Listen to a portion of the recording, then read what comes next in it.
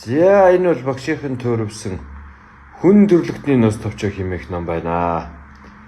За энэ дээр харагдаж байгаа энэхүү 5 ном бол багшийн хүн төрлөختний нос товчоо номын анхных нь хэвлэл буюу original version байна. За энэ доор харагдаж байгаа нь бол хүн төрлөختний нос товчоо номын маань edited version буюу 2 дахь хувилбар байгаа. За дээд хувилбарын маань ном бол ердөө 8 ширхэг үлдсэн байж байгаа. Нэг бүрийнх нь юу 5 бот ном маань багцаараа 500,000 төгрөг байж байгаа. За доод ном маань бол одоо 5 ботоор 150,000 төгрөг байж байгаа. За энэ ном маань бол төвчгөө ерөнхийдөө ямар учир шалтгаантай бай гэхээр хараар хэвлэгдсэн.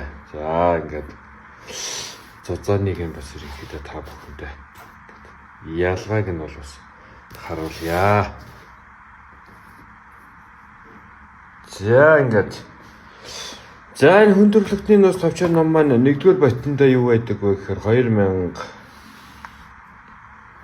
2002 оноос 2022 оны хүртэл хугацаанд 5 жилийн хугацаанд багшийн амьдрал тохиолж туулсан 60 үйл явдал байгаа. За энэ бол шинжлэх ухааных нь бүтээл хүний хөгжлийн нос товчоо хэмээх нэртэй ном байж байна.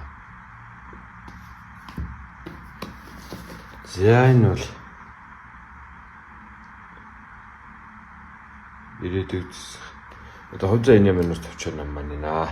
За ингээд edited version, original version хоёрын маань ялгаа ингээд харагдаж байгаа баха гэж бодож байна. Нэмийн зузааных нь. За эдний зузаан ном бол анхных нь 5 ширхэг, оригинал хувилбарын ном 5. Энэ бол багшийн одоо шинээр гаргаж edited version хийсэн ном байна.